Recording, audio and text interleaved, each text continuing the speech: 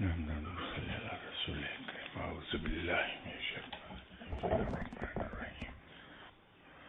علیکم خواتین حضرات.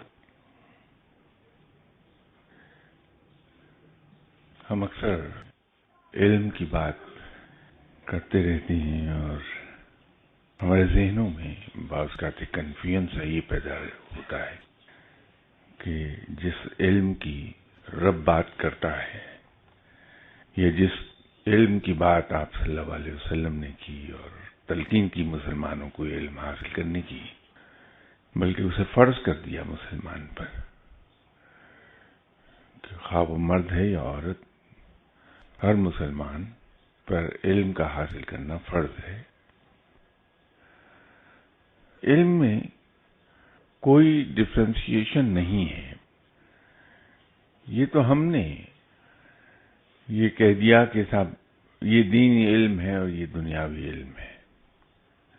در حقیقت علم جس سے انسان کو فائدہ ہو وہی صحیح علم ہے اور اسی کے پیچھے بھاگنا چاہیے. ہم علم کو یہ سمجھتے ہیں کہ یہ حصول روزگار کا ذریعہ ہے کہ ہم جب علم حاصل کر لیں تو پھر روزگار ہمیں مل جائے گا.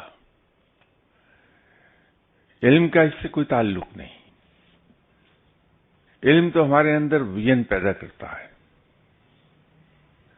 علم ہمارے مینٹل ہورائزن کو براڈن کر دیتا ہے. علم سے ہمیں یہ پہچان آ جاتی ہے کہ کیا اچھا اور کیا برا. علم ہمیں یہ سکھا دیتا ہے کہ اچھے اور برے میں تمیز کرنے کے بعد اچھے کو ایڈاپٹ کر لیا جائے، برے کو ڈراپ کر دیا جائے. یہ علم ہی ہے جس کے ذریعے سے انسان میں فہم و فراست، عقل و تدبر پیدا ہوتا ہے. اور جب وہ فہم و فراست اور عقل و تدبر حاصل ہوتا ہے انسان کو، تو پھر اس کے اندر ایک تمیز پیدا ہوتی ہے کہ اچھوں میں سے سب سے اچھا کیا، اور اس کو پھر ایڈاپٹ کرنا ہے کہ ارج عقل ہی پیدا کرتی ہے. علم کا منبع رب تعالی ہے کہ اس نے ہی تخلیق کیا اسے. میں منبع اس سینس میں کہہ رہا ہوں. اسی نے عرش پر سے علم کی نہریں بہا دیں، اور جو علم کی نہریں بہہ نکلی ہیں عرش سے، ہم انہی نہروں سے استفادہ کرتے ہیں. یہ اور بات ہے کہ انسان چونکہ مکمل نہیں ہے، انسان میں بہت سی خامیاں ہیں، تو ہم اپنی کم علمی اور کج فہمی کی وجہ سے تھوڑے کو بہت سمجھ بیٹھتے ہیں. جہاں ہمیں تھوڑے کو بہت سمجھنا چاہیے وہاں ہم بہت کو تھوڑا سمجھتے ہیں. یہیں پہ گفتگو کے دوران ایک بار میں نے عرض کی تھی کہ روحانیت میں سخی کی تعریف یہ ہے کہ جب وہ کسی کو کچھ دے تو زیادہ بھی تھوڑا لگے، اور جب کسی سے وصول کرے، کچھ کسی سے لے رہا ہو، تو تھوڑا بھی زیادہ لگے. تو جس میں یہ صفت پیدا ہو جائے کہ دیتے ہوئے زیادہ بھی تھوڑا لگے، اور جب کوئی اسے کچھ دے تو اسے تھوڑا بھی زیادہ لگے، تو سمجھ لیجئے کہ وہ سخی ہے. لیکن ہم اپنی کج فہمی کی وجہ سے تھوڑے کو ہمیشہ زیادہ سمجھتے ہیں. یوگوسلاوین زبان میں ایک پروورب ہے کہ دنیا کو کبھی کسی علم والے نے یا عقل والے نے نقصان نہیں پہنچایا، نہ دنیا کو کبھی کسی علم سے بے بہرہ شخص نے اور پاگل شخص نے کبھی نقصان پہنچایا. دنیا کو اگر نقصان پہنچا تو کم علم اور کم عقل لوگوں سے پہنچا. جہالت خوفناک چیز ہے، لیکن کم علمی اس سے کہیں زیادہ خوفناک ہے، اور پھر اس سے بھی زیادہ ایک خوفناک چیز یہ ہے کہ انسان کے پاس علم تھوڑا ہو اور وہ اپنے آپ کو یہ سمجھے کہ میں بہت قابل ہوں۔ یہ انتہائی خوفناک چیز ہے۔ سب سے زیادہ جو علم جہاں سے بات میں کر رہا تھا کہ رب تعالیٰ کے پاس ہے، اور رب تعالیٰ نے آپ صلی اللہ علیہ وسلم کو علم سے پوری طرح نوازا۔ رب تعالیٰ نے آپ صلی اللہ علیہ وسلم کو رموز اسرار کائنات تک عطا فرما دیے۔ یہ جو حروف مقطعات ہیں وہ کیا ہیں؟ یہ کائنات کے اسرار کے رموز ہیں، وہ آپ صلی اللہ علیہ وسلم کو عطا ہو گئے تھے، اور آپ صلی اللہ علیہ وسلم نے اپنے آپ کو علم کا شہر کہا، اور حضرت علی کرم اللہ وجہہ کو علم کے شہر کا دروازہ۔ ایک دن میں ایک سوال پڑھ رہا تھا جو پیش ہوا لوگوں کے سامنے کہ 17 اونٹ ہیں اور انہیں 3 آدمیوں پر تقسیم ہونا ہے۔ ایک آدمی کا حصہ ان 17 اونٹوں میں 50% ہے، دوسرے آدمی کا اس میں شیئر جو ہے وہ 1/3 ہے، اور تیسرے آدمی کا حصہ اس میں 1/9۔ اب وہ 17 کیملز کی تقسیم کسی سے ہو نہیں پا رہی تھی کہ اس کو کس طرح سے کیا جائے۔ زندہ اونٹ ہیں، کاٹے وہ نہیں جا سکتے۔ تو بالآخر مدینہ کے رہنے والوں نے یہ کہا کہ اس کیس کو حضرت علی کرم اللہ وجہہ کے حضور پیش کر دیا جائے، وہاں سے حل مل جائے گا۔ تو معاملہ پیش کیا گیا جناب حضرت علی کرم اللہ وجہہ کی خدمت میں۔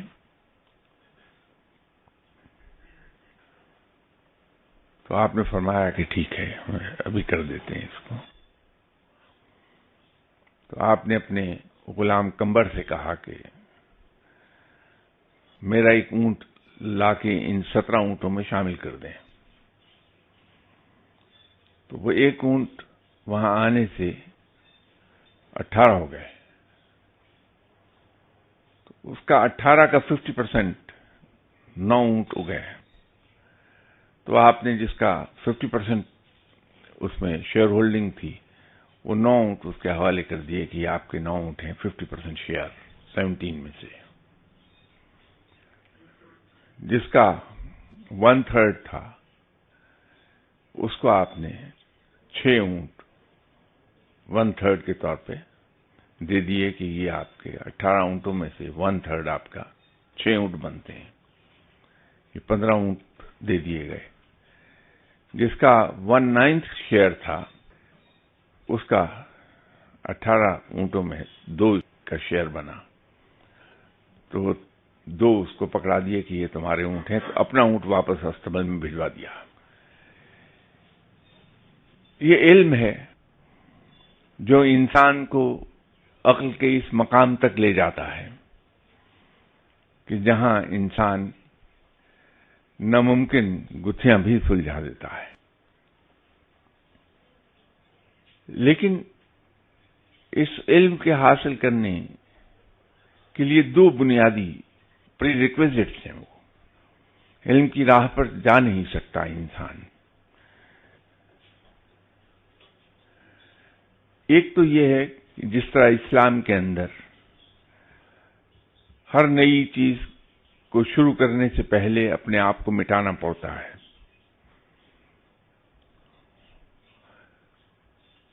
جیسے اگر کوئی غیر مسلمان ہونا چاہتا ہے تو سب سے پہلے نفی کرتا ہے، وہ کلمہ طیبہ پڑھتا ہے، وہ تو اس کی ابتدا وہ نفی سے کرتا، لا نہیں ہے۔ تو عربی کے اندر جہاں میجر ایمفیسس دینا ہو کسی بات پر، اس کی ابتدا نفی سے ہوتی ہے. اسی طرح بہت اہم ابتدا نفی سے کہ اپنے آپ کی نفی کر لی جائے. مسلمان ہونے سے پہلے انسان کہیں دیوتاؤں کا قائل ہوتا ہے، کہیں تثلیث پر یقین رکھتا ہے، کہیں مظاہر قدرت کو خدا مانتا ہے. تو کلمہ جب پڑھتا ہے تو سب سے پہلے نفی سے شروع کرتا ہے، نفی کرنی پڑتی ہے. تو جب آدمی علم حاصل کرنے لگتا ہے تو یہ بھی ایک بہت اہم پیش رفت ہوتی ہے انسان کی زندگی میں. یہ ایک میجر مائل سٹون آتا ہے انسان کی زندگی میں، بہت بڑا ٹرننگ پوائنٹ ہے کہ انسان علم کی حصول کی طرف چلا جائے.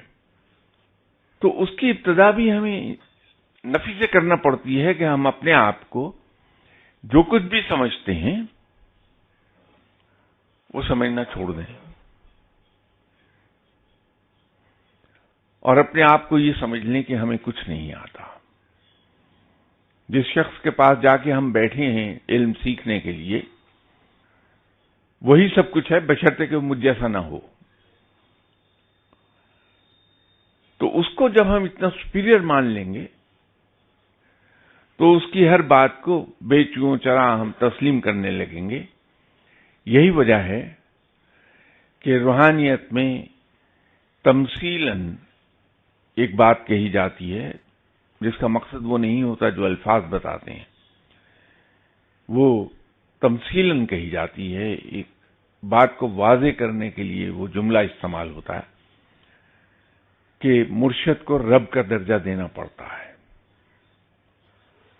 اس سے مراد یہ ہے، اللہ معاف فرمائے، شرک اس سے مراد نہیں ہے. مراد یہ ہے کہ جب جیسے ہم پر فرض ہے کہ ہم رب تعالیٰ کی ہر بات کو، مراد یہ ہے کہ جیسے ہم پر فرض ہے کہ ہم رب تعالیٰ کی ہر بات کو بے چو چرا تسلیم کر لیں، اس کی اطاعت کر لیں، اس پہ عمل کر لیں. اسی طرح اگر مرشد یا استاد جو کچھ کہتا ہے ہم اس پہ عمل کر لیں. تو جب ہم علم حاصل کرنے کسی شخص کے پاس چلے جاتے ہیں تو وہاں پر یہ کاف سے شروع ہونے والے الفاظ ہمیں اپنی ڈکشنری سے نکال دینا پڑتے ہیں.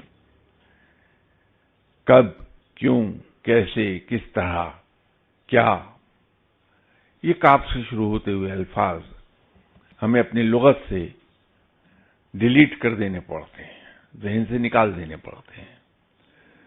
تو جب ہم یہ سیکھ لیتے ہیں کہ اپنے استاد کے سامنے جب ہم بیٹھے ہیں تو استاد کی زبان سے نکلنے والا ہر لفظ ایز اٹ از ہم ایکسپٹ کر جاتے ہیں،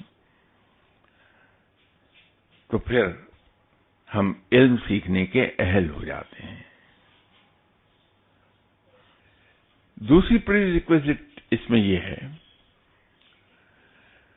کہ وہ جو میں نے اپنے اندر میں اور انا کا بت پال رکھا ہے، جس کی میں پرستش کرتا ہوں صبح شام، اس بت کو توڑنا پڑتا ہے سب سے پہلے. یہ جو میں اور انا کا بت ہے، ہم سب نے، میں نے، آپ نے، سب نے اپنے اندر بہت سے بت پال رکھے ہیں. ہم میں سے ہر آدمی ان بتوں کی پوجا کرتا ہے. یہی وجہ ہے کہ ہم اپنی ذات پر تنقید برداشت نہیں کرتے. ایک زمانے میں جب ہم اسکول میں پڑھتے تھے، کلاس 8 اور 9، تو ہمارے ٹیچر ایک دن ہمیں خوشامد کے بارے میں کچھ بات چیت کر رہے تھے. تو انہوں نے فرمایا کہ ہم میں سے ہر شخص خوشامد کا خوگر ہے. ہر شخص خوشامد مانگتا ہے کہ میری خوشامد کی جائے، اور جو آدمی کہتا ہے کہ میں خوشامد برداشت نہیں کر سکتا، میں اس آدمی کو پرے ہٹا دیتا ہوں جو میری خوشامد کرنے لگے. وہ اس دعوے کے باوجود خوشامد کروا رہا ہوتا ہے. تو انہوں نے ایک ایگزامپل دی کہ اگر کسی جگہ کوئی ایسا آدمی آ جائے جو پہلے ہی دن سب کو بتا دے کہ میں خوشامد پسند نہیں کرتا اور خوشامد کرنے والے کو میں ویسے ہی دفتر سے نکال دوں گا، تو لوگ خوشامد نہیں کرتے. لیکن کہیں نہ کہیں کوئی ایک آدمی ایسا ضرور ہے جو جاتا ہے اور جا کے سلام کرتا ہے کہ صاحب واہ مزہ آ گیا.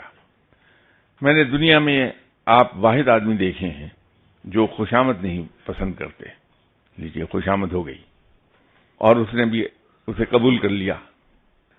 تو یہ خوشامد کا بت ہے ہمارے اندر، کہیں علم کے تکبر کا، کہیں دولت کے تکبر کا بت ہے ہمارے اندر جسے ہم نے پالا ہے، کہیں ہمارے اندر سٹیٹس کا بت ہے جو ہم نے پالا ہے، اور ایک انتہائی خوفناک تکبر ہم پالتے ہیں جو میرے نزدیک ان تمام جتنے بھی تکبر ہیں ہمارے اندر، علم کا ہے، دولت کا ہے، سٹیٹس کا ہے، کثرت اولاد کا ہے، ان سب سے زیادہ خوفناک تکبر عاجزی کا تکبر ہے کہ ہمیں یہ تکبر ہو جاتا ہے کہ میں بڑا عاجز ہوں. یہ سب سے خوفناک ہے. اور جس کو عاجزی کا تکبر زیادہ ہے وہ اپنی طرف کسی کو انگلی اٹھانے نہیں دیتا.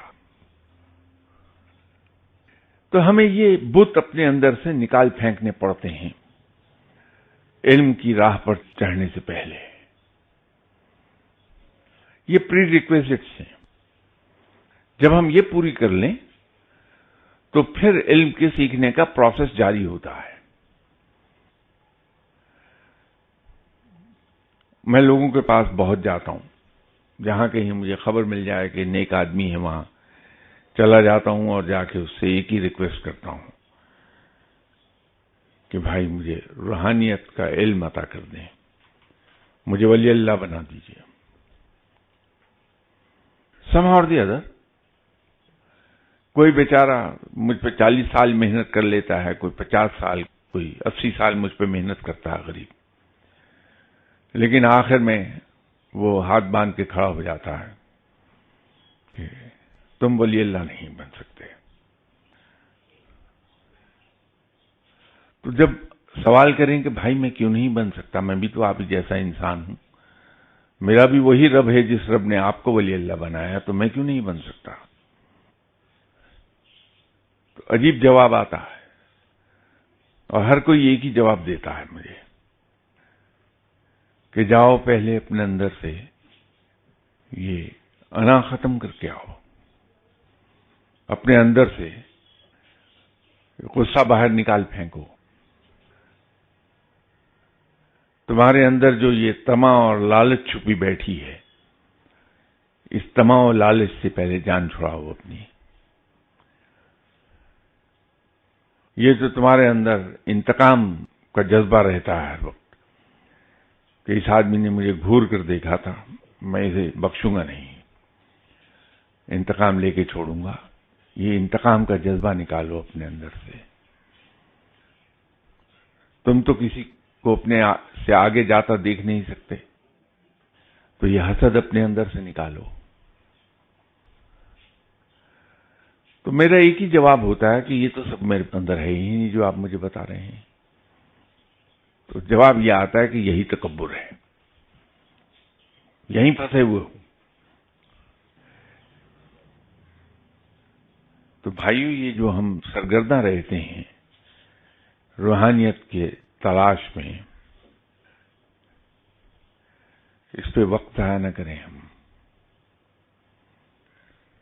اگر اس راہ پر چڑھنا ہے تو پھر ہمیں دل سے یہ سب چیزیں نکال کر پھینکنا پڑیں گی، دل صاف کرنے پڑیں گے، ان کو دھو دینا پڑے گا دلوں کو. تب کہیں جا کر دل صاف ہوتا ہے، پاک ہوتا ہے کہ اس میں رب آن بسے. رب بہت پاک ہے، بہت صفائی پسند ہے، بڑا نفاست پسند ہے. رب وہاں نہیں رہتا جہاں اس قسم کی بدبودار چیزیں رہتی ہوں، لالچ، طمع، حسد، انتقام، غصہ، حرص، وہاں رب نہیں رہ پاتا۔ رب تو رہتا ہے صرف اس دل میں جو بہت پاک اور صاف ہے، بالکل نیٹ اینڈ کلین۔ تو پیشتر اس کے کہ ہم اپنے گھر میں ایک بہت ہی اعلی مقام مہمان کو لا کر بٹھانا چاہیں، ہمیں اپنے گھر کو بہت ہی پاک اور صاف کرنا پڑتا ہے، اور وہ ابھی ابتدا ہے، ابھی تو ہم چلے ہی نہیں کہیں، پہلا قدم نہیں اٹھایا۔ تو پہلا قدم تو اس وقت اٹھے گا ہمارا جب ہمارے استاد یا ہمارا مرشد ہمیں یہ کہہ دیں کہ آج میں تمہیں روحانیت کا پہلا سبق دے رہا ہوں، آج کے بعد کوئی شخص تمہیں کتنا ہی برا بھلا کہہ دے، بھری محفل میں تمہاری تذلیل کر دے، تمہاری تحقیر کر دے، تمہاری تضحیک کرے، کوئی شخص تمہارے خلاف سازشیں کرے، تمہاری جڑیں کاٹے، کوئی شخص کتنا ہی بڑا تمہیں نقصان پہنچا دے، تم نے اس کے خلاف دل میں بال برابر کوئی میل نہیں آنے دینا، تم نے اسے اچھا ہی گرداننا ہے۔ تو وہ یہ پھر آپ کو پہلا سبق دے دے گا، مجھے پہلا سبق دے دے گا۔ تو جب آدمی اس کو کوالیفائی کر لے، اس میں پریکٹس کرنے سے ہو جائے گا، تو پھر اگلا قدم وہ سکھاتا ہے کہ آج کے بعد تمہاری اپنی ذات بالکل تمہارے لیے اہم نہیں، دوسرے اہم ہیں۔ تم نے اپنے لیے زندہ نہیں رہنا، تم نے دوسروں کے لیے زندہ رہنا ہے۔ وہ در حقیقت کیا کہہ رہا ہوتا ہے؟ ایک حدیث ہے آپ صلی اللہ علیہ وسلم کی کہ تم میں سے بہترین شخص وہ ہے جس سے دوسروں کو نفع پہنچے۔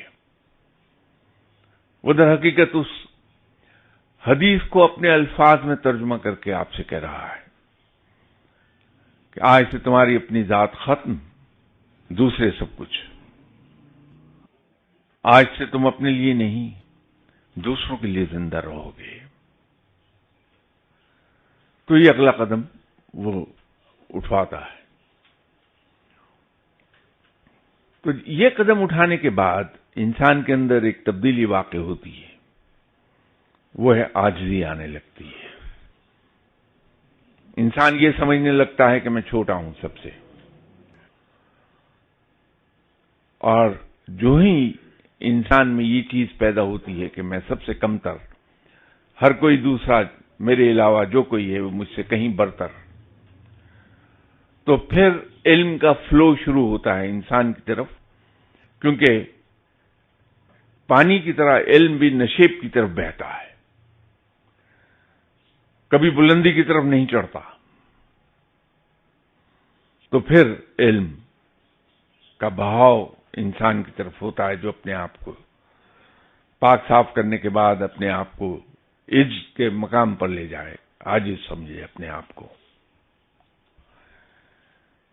جہاں انسان اس مقام پر آ جائے تو سمجھ لے کہ اب اگر میں نے یہ راہ پکڑے رکھی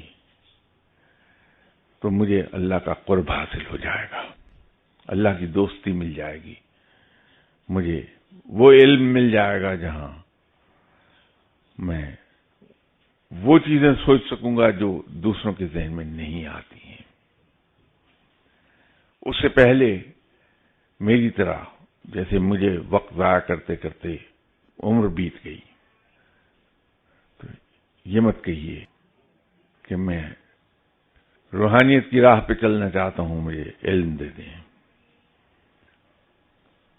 میں بھی ایسے ہی آوارہ پھرتا رہا ہوں، اور اب تو نہ جانے آوارگی کے کس مقام پر چلا گیا۔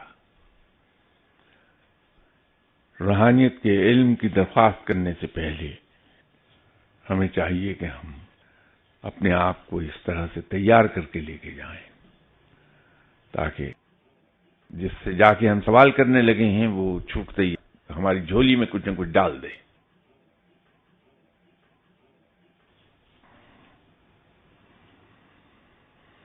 کسی صاحب نے سوال پوچھا ہے کہ آپ کی یہ جو پاکستان میں شدت پسند خود کو طالبان کہتے ہیں، کیا رائے ہے؟ یہ کوئی فتنہ ہے یا یہ حق پر ہیں؟ میں آپ کی خدمت میں جواب عرض کر دیتا ہوں، لیکن اس سے پہلے آپ سے ایک چھوٹا سا سوال۔ بھائی، میں نے آپ کا کیا بگاڑا ہے جو مجھے ان کے سامنے ڈال رہے ہیں آپ؟ میں نے ابھی آپ سے ایک عرض کی تھی کہ علم کے ایک خاص مقام تک، عقل کے ایک خاص مقام تک اگر انسان نہ پہنچے تو یوگوسلاوین زبان کی میں نے ایک پروورب آپ کے سامنے کوٹ کی تھی، تو خطرناک ہو جاتا ہے۔ میں انہیں نہ تو یہ کہتا ہوں کہ یہ فتنہ ہے، نہ میں ان کو یہ کہنے کو تیار ہوں کہ بھٹکے ہوئے ہیں، کیونکہ ان سے زیادہ بھٹکا ہوا تو میں ہوں۔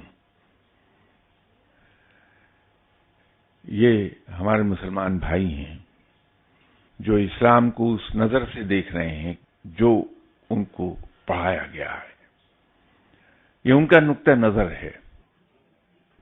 اور میرے مذہب میں تو یہ ہے کہ ہر انسان، بقول حضرت عمر رضی اللہ تعالی عنہ کے، کہ ان کو ان کی ماؤں نے آزاد جنا تھا، تمہیں یہ حق کس نے دیا کہ تم انہیں غلام بنا لو؟ تو میرے مذہب کے مطابق، میری سوچ کے مطابق، ہم میں سے ہر انسان آزاد ہے، اس کو یہ حق حاصل ہے کہ وہ اپنی ایک رائے قائم کر سکے اور اس رائے کا برملا اظہار کر سکے۔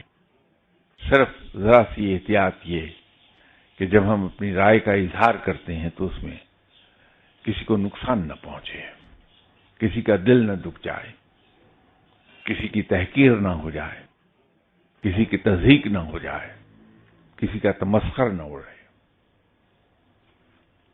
یہ ذرا سی احتیاط چاہیے، ورنہ انہیں بھی حق ہے، یہ بھی ہمارے مسلمان بھائی ہیں کہ وہ اپنی رائے قائم بھی کریں اور اس رائے کا اظہار بھی کریں، وہ حق انہیں دیا جانا چاہیے، لیکن اس اظہار میں کہیں کسی دوسرے مسلمان کو نقصان نہ پہنچے، بلکہ دوسرے انسان کو نقصان نہ پہنچے، نہ ذہنی نہ جسمانی۔ ان صاحب کا دوسرا سوال یہ ہے کہ یہ جو پرائز بانڈز یا بیمہ پالیسی ہے، اس پر آپ کی کیا رائے ہے؟ تو انہوں نے ایک پیش بندی کی ہے کہ میں آپ سے فتویٰ نہیں مانگ رہا، صرف آپ کی رائے پوچھ رہا ہوں۔ بات یہ ہے کہ میری ذاتی رائے اگر آپ مجھ سے پوچھیں گے تو وہ تو میں دے سکتا ہوں، لیکن فتویٰ دینے کا اہل نہیں ہوں۔ فتویٰ آپ کسی مفتی سے ہی لیجئے گا، وہی بہتر ہے۔ میری ذاتی رائے میں پرائز بانڈ اور بیمہ پالیسی دونوں جائز نہیں ہیں۔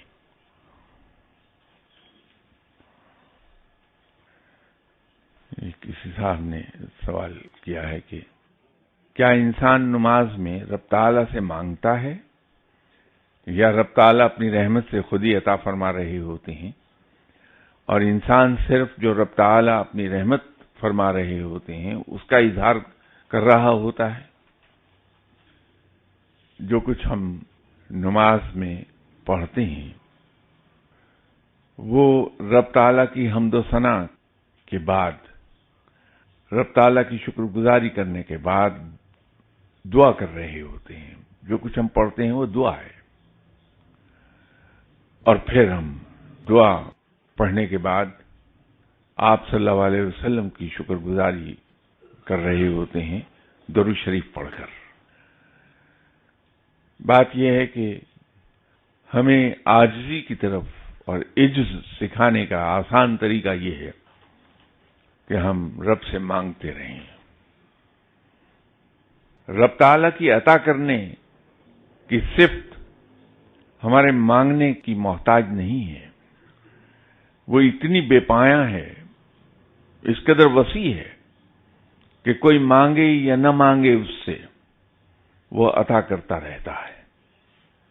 یہ جو اس کے سامنے ہاتھ پھیلانے کی تلقین ہے، یہ اس کے سامنے سر جھکانے کا حکم ہے،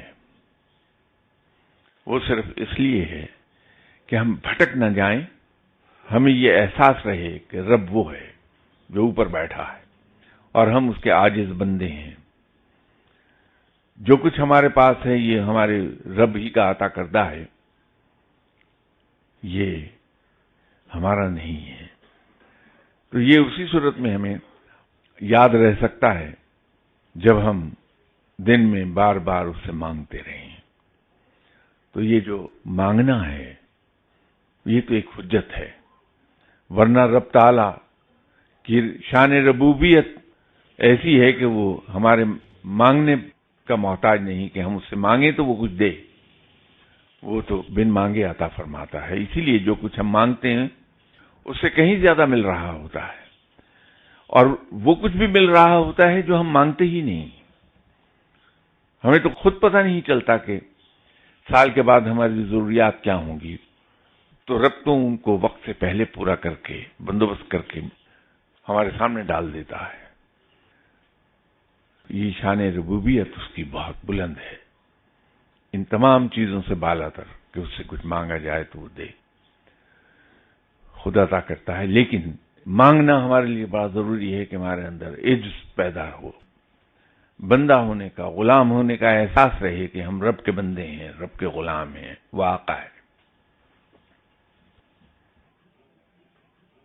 تو ایک اور سوال فرمایا کہ میں نے اکثر ولی اللہ جو گزرے ہیں ان کے حالات زندگی پڑھے، مگر ان میں سے تقریباً تمام رب تعالیٰ کے منتخب کردہ ہیں۔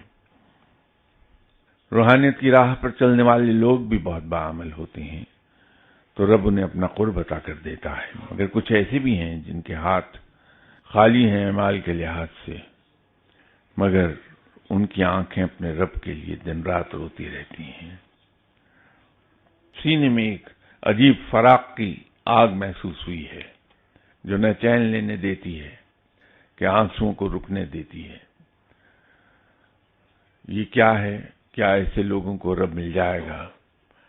مانگنے والے کی تو کوئی حد نہیں ہوتی، وہ سب کچھ مانگنا چاہتا ہے مگر دینے والا اس کی اوقات کے مطابق دیتا ہے۔ کیا ایسا ہی ہے؟ مطلب ایسے کو رب دے گا یا اپنا قرب، مگر ایک ولی اللہ یا نیک شخص سے زیادہ نہیں۔ ابھی میں عرض کر رہا تھا کہ اس کی شان ربوبیت، اس کی جود و سخا بے حد و حساب ہے۔ وہ انتظار نہیں کرتا کہ اس کا بندہ مانگے تو وہ دے، ورنہ نہیں، بن مانگے عطا کرتا ہے۔ وہ مالک کل کہلاتا ہے، وہ اپنی مرضی کا مالک کہلاتا ہے، وہ کسی کو جواب دہ نہیں ہے۔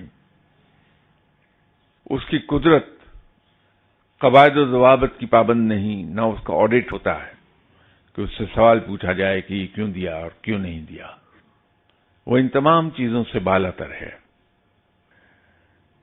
وہ بخشنے پر آتا ہے تو طوائف کو اس لیے بخش دیتا ہے کہ اس نے پیاسے کتے کو پانی پلایا تھا۔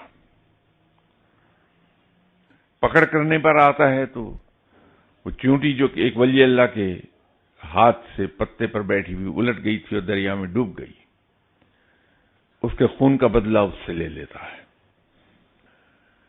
لیکن ایک بات یقین سے کہی جا سکتی ہے کہ اس کو اپنے بندے کے آنسو بہت عزیز ہیں، وہ آنسو جو اس کے خوف سے بہہ نکلے، وہ آنسو جو شرمندگی کے مارے بہہ نکلے۔ میں نے یہیں کبھی ایک قصہ سنایا تھا کہ ایک صاحب تھے جو خاصے ضعیف العمر ہو گئے تھے، لیکن ان کی تمام عمر میں ایک نماز بھی ایسی نہیں تھی جو انہوں نے باجماعت ادا نہ کی ہو۔ ایک رات سوئے، جب آنکھ کھلی صبح تو اس وقت امام صاحب سلام پھر چکے تھے۔ جا کے نماز تو ادا کر لی، لیکن تمام دن اس دکھ سے روتے رہے کہ میری باجماعت نماز خطا ہو گئی۔ سارا دن کا روتے میں گزر گیا۔ اگلی رات کو پھر سوئے، جس کمرے میں رہتے تھے اس کو اندر سے وہ باقاعدہ بولٹ کر کے سوتے تھے. تو صبح انہیں ایسا لگا کہ کسی صاحب نے ان کا کندھا پکڑ کے ہلایا ہے اور آواز دے رہے ہیں کہ اٹھو نماز کا ٹائم ہو گیا. تو آنکھ کھول کر دیکھا تو واقعی وہاں ایک آدمی کھڑا تھا. تو انہوں نے سب سے پہلے دروازے کی طرف نظر ڈالی تو پتہ لگا دروازہ بدستور اندر سے بولٹ ہے اور کوئی راستہ اندر داخل ہونے کا تھا نہیں. تو اس حیرت اور پریشانی میں پوچھا کہ بھائی تم کون ہو اور اندر کیسے داخل ہو گئے؟ تو اس نے جواب دیا کہ میں شیطان ہوں، تو میرے لیے بند دروازے بند کواڑ کوئی معنی نہیں رکھتے. تو میں آیا تھا کہ آپ کو نماز کے لیے جگا دوں. تو ان بزرگ نے فوراً پوچھا کہ نماز کے لیے جگا دو؟ تمہاری ڈیوٹی تو یہ ہے کہ تم نیکوں کو بھٹکا دو، لوگوں کو گناہوں کے راستے پر چلاؤ، تو یہ تم کیا کر رہے ہو کہ مجھے نماز کی راہ دکھا رہے ہو؟ تو شیطان نے جواب دیا کہ اصل میں کل جو آپ کی باجماعت نماز مس ہوئی اور آپ تمام دن روتے رہے تو رب تعالیٰ نے آپ کے نامہ اعمال میں باجماعت نماز سے دگنا ثواب لکھ دیا. تو مجھے یہ گوارا نہیں کہ کوئی آدمی 2 گنا ثواب لے جائے، تو اس لیے میں جگا رہا ہوں کہ آپ اتنا ہی ثواب لیتے رہیے جو لکھا جاتا ہے. تو رب تعالیٰ تو اپنے بندوں کے آنسوؤں کا بھرم اس طرح قائم رکھ لیتا ہے. تو اگر آپ کے دل میں فراق کی آگ جل رہی ہے آپ کے الفاظ میں، تو فراق کی آگ تو انسان کی دل میں اسی وقت بھڑکتی ہے جب کسی کو اپنا محبوب بنا لے. تو جب آپ نے رب کو اپنا محبوب بنا لیا تو یہ اس کی وزاداری اور حیا کے خلاف ہے کہ وہ آپ کو اپنا پیارا نہ بنائے. وہ ضرور آپ کو اپنا قرب عطا فرمائے گا اگر آپ کے یہ الفاظ درست ہیں. کسی صاحب نے شاید اس کو ریفر کیا جو میں ابھی کہہ رہا تھا کہ دل کی صفائی کرنا پڑتی ہے. انہوں نے لکھا ہے کہ دل کی ان بیماریوں کو نکالنے میں دشواری ہو رہی ہے. اب میرے پاس ایسا کوئی وظیفہ یا تسبیح ہے نہیں کہ میں آپ کو دے دوں اور آپ کے بغیر محنت کے یہ صفائی ہو جائے. جن چیزوں کا اجر اتنا بڑا ہے تو یقین رکھیے کہ اس پر محنت بھی اتنی ہی لگتی ہے. محنت کے بغیر کوئی کام نہیں ہوتا. آپ کو اپنے نفس کی آواز کو ختم کرنا ہوگا. جو کچھ آپ کا نفس آپ کو کہتا ہے بالکل اس کے برعکس کیجیے، 180 ڈگریز اپوزٹ. تو خود بخود یہ بیماریاں دل سے نکل جائیں گی. نیکسٹ سنڈے تو میں نہیں ہوں گا، اس سے نیکسٹ سنڈے انشاءاللہ تعالیٰ بشرط زندگی آپ سے ملاقات ہوتی ہے. السلام علیکم.